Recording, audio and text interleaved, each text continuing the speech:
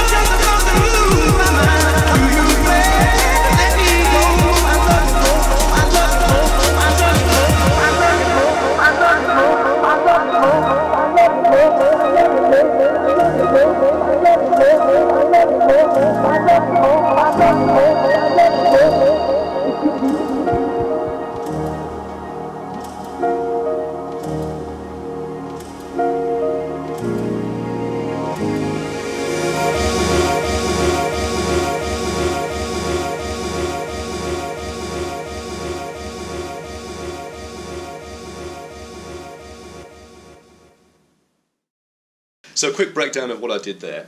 Because the SC5000 has a dual layer capability, meaning we have separate outputs on one deck. So essentially one deck is two decks. This dual layer output runs to channel 1 and 2 on the mixer, so I have complete control over the two elements. So to break down what I did, we started on layer B. I have this drum and bass track running.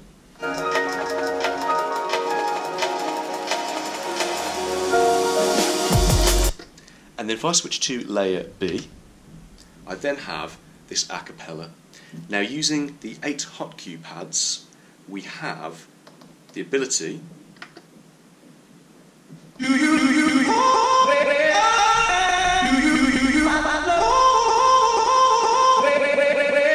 do, some quite creative cue point juggling. So what I did was I picked various points in the vocal track. Now these are in a matched key. And then I picked various points in the vocal track and then, started playing around and finding a pattern that works. Now also, what I did was combine it with the onboard filter on the X1800, but then also using the dub echo do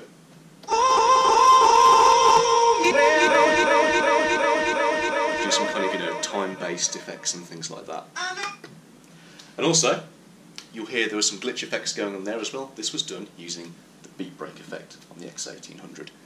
Which, isolated, sounds like this.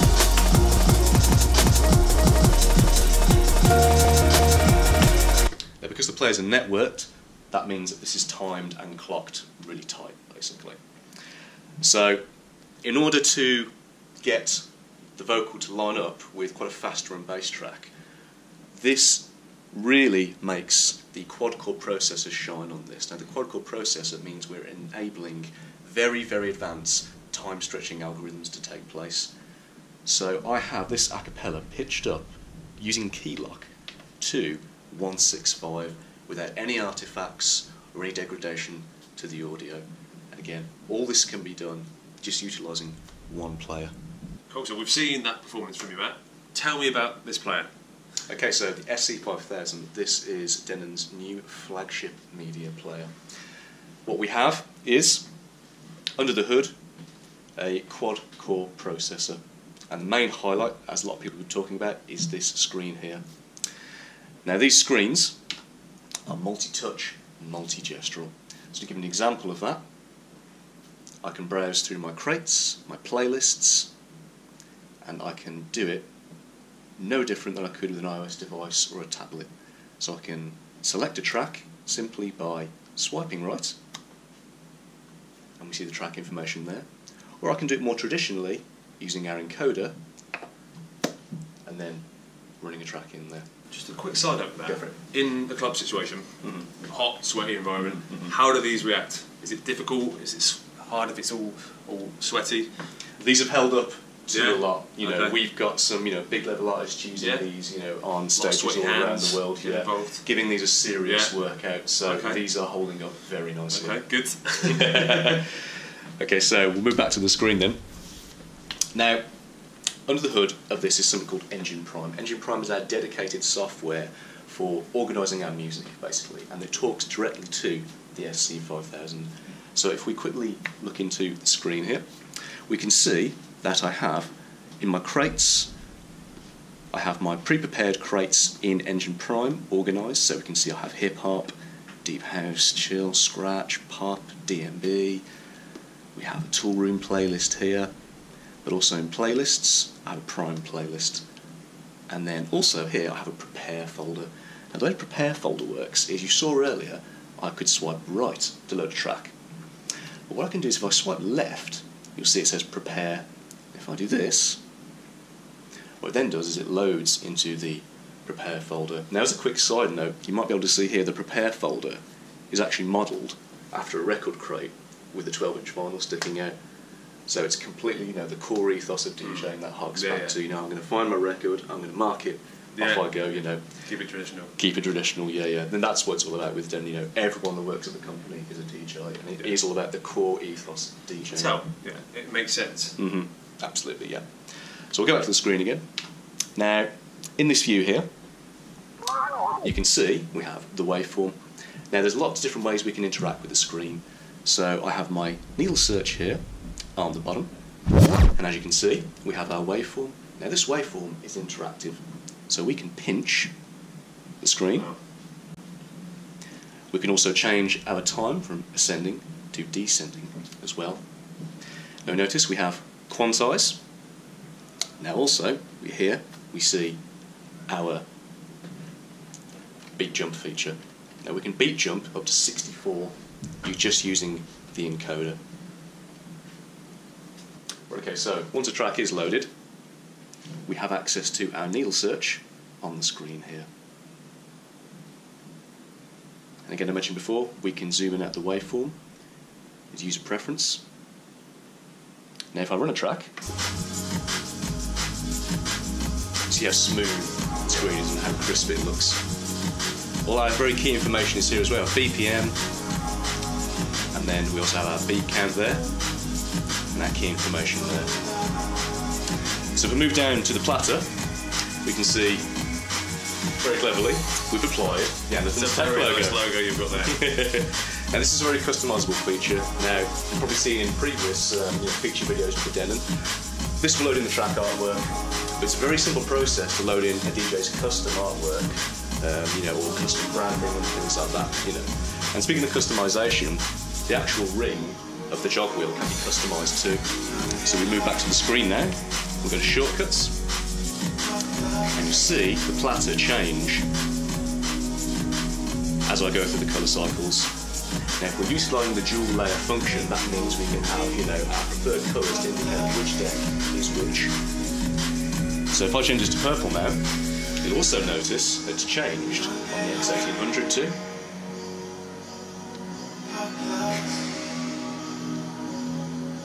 And also, when I dip the fader, it also indicates on the platter too. It's a nice feature.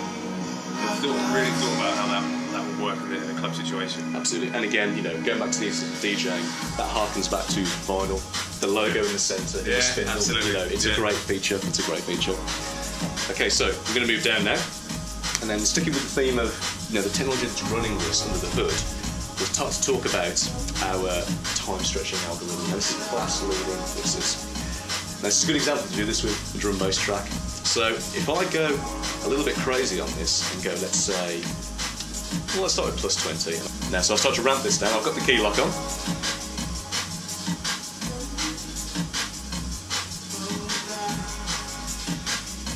Really smooth. You hear the percussion is intact, there's no artifacts, the vocals are clear. How many times you do it and it's slower you go, breaks down, doesn't quite sound the same.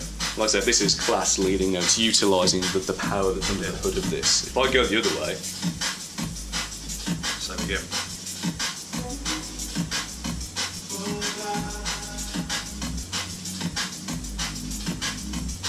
you can hear everything's still intact. It might sound crazy, but everything is still intact. That would be so useful. The endless possibilities of remixing on the fly, playing tunes in a different way. Yeah. I mean, with the demo we did as well, you'll notice that with the a cappella, you know, that was taken up really high to accommodate the drum and bass tempo. So we're talking 165, you know, and you know, we're talking like an R&B tempo originally, and it worked, it fitted. There was, you know, there was no trouble. It pulled it off really well. That's really impressive. So we'll skip back to the first bit of the track. Now you'll notice we have the playhead spinning round in the middle of the spindle. That kind of brings me down to our pad section here. Now this is borrowed straight from controllerism. So finally with something like the SC5000 we have the ideas and also the creative possibilities that are potentially available from controllerism now in a media player, basically. So these will be familiar to, you know, media player users and controller users. So we'll start with the hot cues.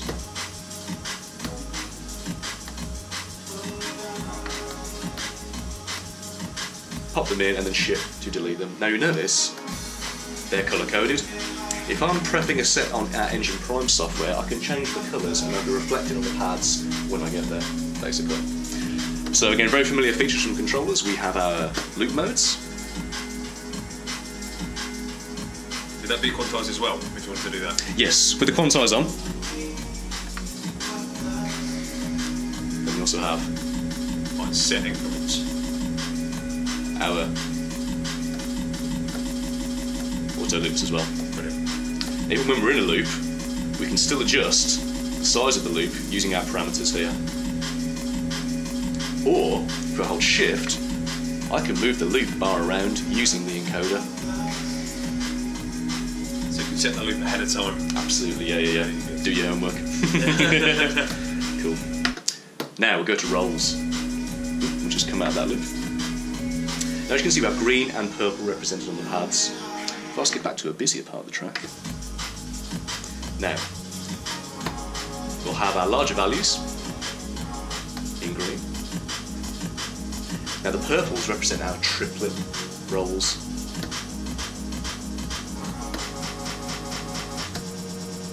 Now once you combine these with the green rolls,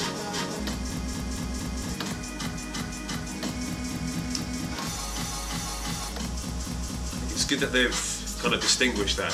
A lot of people won't know what they're doing. They'll be like, okay, I'm not sure why that sounds like that, but it's good that they've broken it up so you know that these are certain places. Especially with the visual representation of the colours. Yeah. And once you're going down and you hit, if that was green and you hit that and you go, no, the purple is the triplet roll. We also have our slicer mode. We have two slicer modes available on this. We have our traditional, where we'll keep this loop moving through track and keep our slice sections represented in the screen. And again, these parameters are adjustable using the back and forward arrows. Now if we hit slicer again, you see it changes to green. I'll get back to a track then. So this is now in the loop slicer, so it will be fixed on this one bar pattern. So I can, in a breakdown, just play around. It won't move out that loop. And again, self-contained, just play what you got. It's borrowed straight from controllerism. Yeah, these are very familiar ideas. It's really clever they've taken elements from different DJing styles. Yeah. You've got the turntable feel, but then you've also got the controllerism, which is the newer side to DJing. The 21st century version. Yeah, and ultimately, it's in a package. It's someone who isn't, not familiar to one of these plays for the first time. Yeah. This is not intimidating at all. This is in a comfortable layout and setting. It's not daunting. It looks playable. Yes, that's the main thing. You're quite right. Yes. So we'll go down to this side of the player. We have our beat jumps. Now again, this is up to 64 quantized. I can bring this down.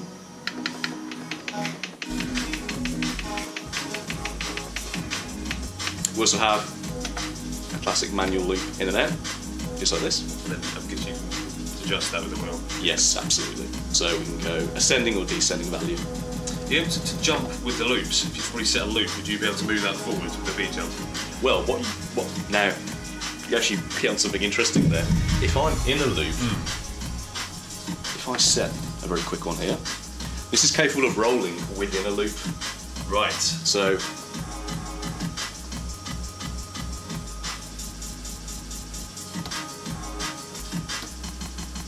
it doesn't then jump out the loop. Fine. Oh, that's cool. But yes, the loop is, as I say, if you set one, we can move the loop around. And this is, you know, the only player that's capable of rolling within a loop. Yeah, absolutely. Yeah. So, going to this side here now, we have our menus. So again, we mentioned the shortcuts. Now we move on to the layer function. And as I described before, we can get very, very creative with this feature, but it works in a very simple way. So if we have layer A playing here, we go to our view. I can then press layer B, and then it works in exactly the same way as layer A would. You know, you can treat this as two players. I will go to a crate. So if I then select a track,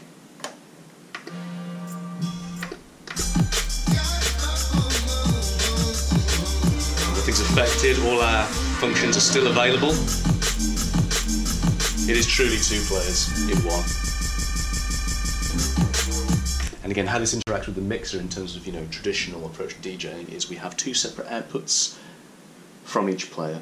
So what we're looking at essentially is two players, layer A and layer B, and then on this player, layer A and layer B on 3 and 4. And via the network, these are all represented on the cues using the colour system which can be set by the user, basically. Now, if we talk about the more practical aspects of this, if I have a track running, there's a lot of thought been put into this. I have, on the front here, a USB key. We also have two spaces on the back for USB keys as well. Now traditionally, we typically see the USB key sticking out the top of the players. Yeah. We're actually hidden away on this as a fail safe. We have an SD card next to it as well. If I pull this stick, accidentally, or if someone else did, see here, media not ejected properly, gives us a warning. We go back to view, our track is intact, basically. That is a great move on you guys. A number of times that happens when you're playing, someone knocks it, and you're without, and it just cuts. Yeah. What it doesn't do is it doesn't go into an emergency loop. We have the entire track cached to the RAM inside, so everything is still available. I can then hit my rolls. That's completely I thought they'd limit it because it is already doing so much. No, absolutely. You'll notice as well on the roll, if we go into the screen here, the actual playhead splits during the roll, so we have a visual cue where the one is. And also, on the spindle, you see the playhead split as well.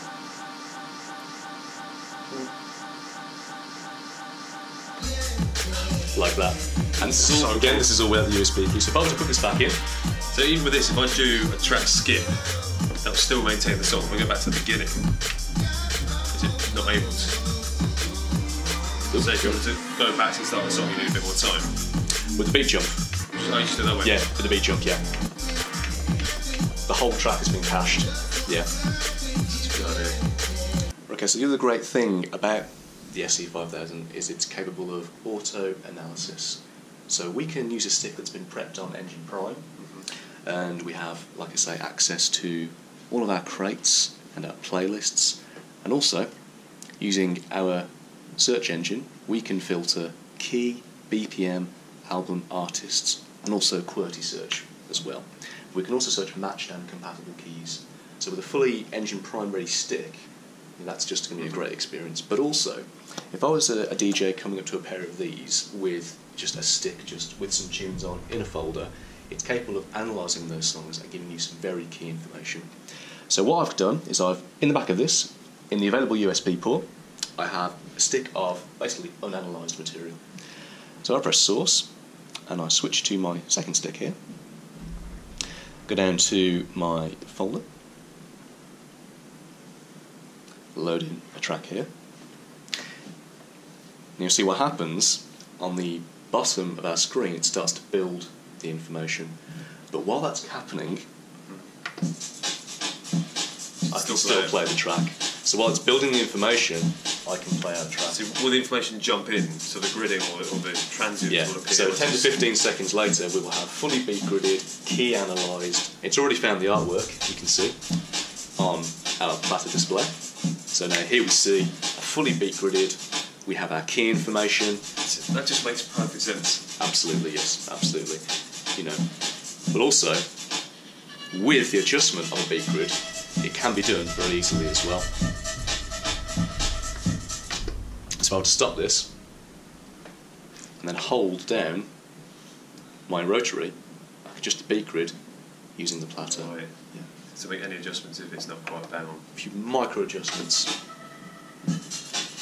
As you can see, I can just rock that without any trouble at all.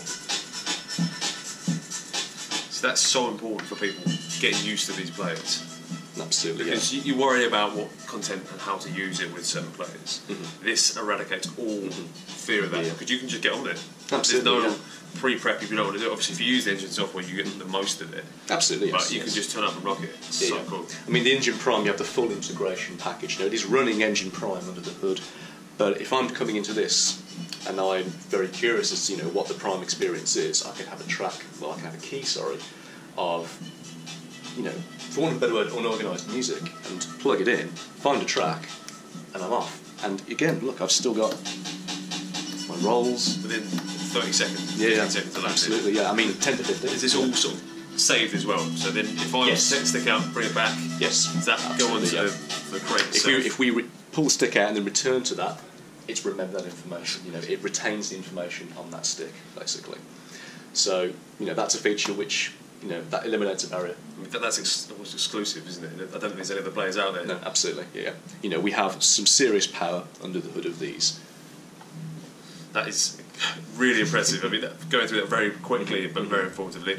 Should we quickly look at the X1800? Absolutely, let's see that. Yeah.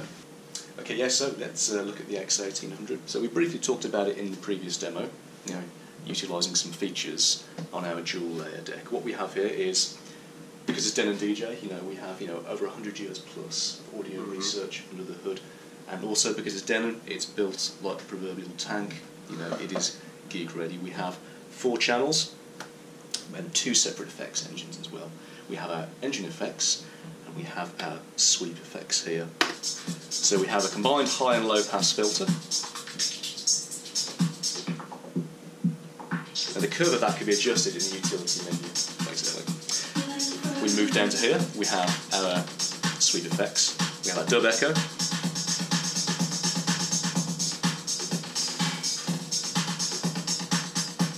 our washout. Now this is a great effect, for like if you catch it on a kick or a snare. Nice cut feature. Like that, it's all post-fade. Thank you, good night. We have our gate. Again, this is like a one-sized chop sub style thing.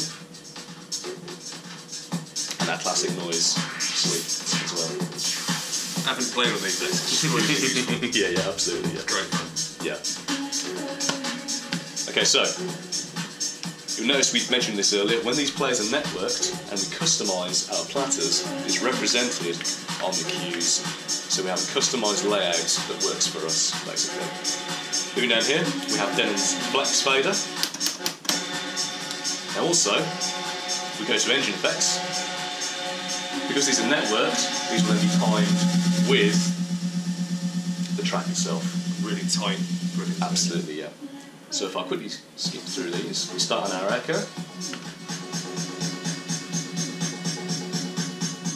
We have our wet and dry here. And there's two ways of interacting with the engine effects. I have our beat on and off, and I can also change the value using our touch strip. So in this case, going down from a 1/16th to an 1/8 echo.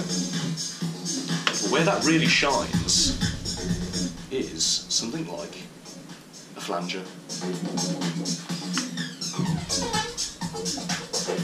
Yeah.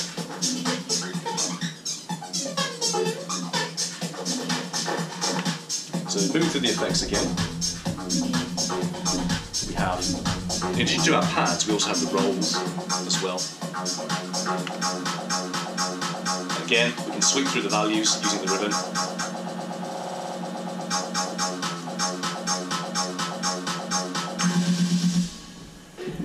And then we have reverse rolls too, so that's quite a fun one. Yeah, yeah. But again, a good one to blend without wet and dry. If we choose the instant feature, it arms the ribbon. Just a touch of button, Yeah. jumps out. So we're out, we're in, and then we're out. So if I go back to the roll, So yeah, yeah, absolutely, yeah. So it's almost a setting to get it. If we know that the fourth roll is what we always use, we can go bang straight on that.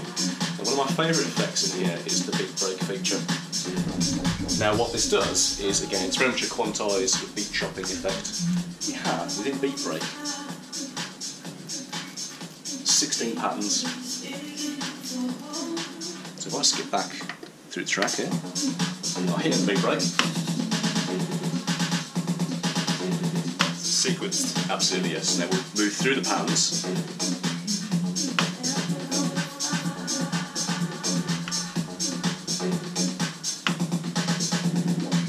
So they can get quite funky. Can you edit these at all? You absolutely can edit those. If I go to my utility menu, down to advanced audio, effects edit, you'll see here we see beat break edit, and you'll see all the patterns on the screen. So let's take, for example, this generic 16 pattern here. I can then go through each value, dip them as I see fit. And once I go back, It's one of your 16. so let's go to the 16. Beat break, here we go. You see there, yeah?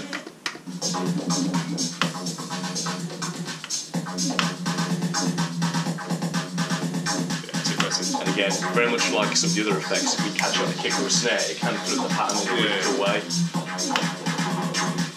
Like that. Yeah. Now also, when I power down the mixer, that pattern is saved as well. All in internal memory. All in the internal memory, yes. We have dual USB on the top. Now as an audio interface, this works too. We have essentially 4 stereo channels going in, and then our master as well. And on the back, again, it's classic Denon build. The cool thing about this is the network is hugged into the mixer itself. It is hardwired in. There is no need to buy a separate routing hub to enable the link features. So you can see here I have player 1 representing a 1, and then player 2 representing a 3. So we have our layer function intact, essentially. There's also some cool things we've integrated in the mixer. We have our MIDI here. We have dedicated mic routing on here. We have a combi input on the top and a jack on the bottom with dedicated high and low. And again, this is Denon tradition, professional mic routing. Yeah. It's not something that has to be switchable between the channels. It's hardwired into it. We also have the talk over feature as well, so you'll have the duck of the music when it comes back in, essentially. Now, very traditional things as well. We have our crossfader curve, our upfader curve, and then some of the more funky effects like fade start as well. Going to the microphone quickly, because you've got a option to put all of these effects on top of a mic as well. So that, from a performance point of view, that's pretty creative. If you think you've got the beat break, if you're using that over a vocalist, for example, would that work in the same way? Yes, you can actually. So if I just quickly plug this mic in, even the funky effects like the beat break 1, 2, 2, 2, hey, 1, 2, 2, 2, 2, shake a card. So each channel on the mixer is switchable. We have line, phono, USB, DVS, or digital. So we have, you know, a very, very capable mixer and one very versatile one at that. Cool, thank you so much for coming in, Matt. Really good demonstration and explanation. Obviously, if you liked it, do comment, subscribe, or catch us on Instagram. But yeah, until next time, thanks for tuning in. Hey guys, thanks for watching the Andertons YouTube music technology channel. If you're a guitar player, or you play bass, or a drummer, or you're into keyboards, you might like one of our other YouTube channels, and I'll put links to those in the description below. Anyway, if you'd like to find out more about the products we featured in this video, please click up here. If you'd like to watch another video from this channel, please click here. If you'd like to buy a t-shirt like the one I'm wearing, click down here. And lastly, if you'd like to subscribe to our Music Tech YouTube channel, please click down here. Thanks for watching, and we'll see you next time.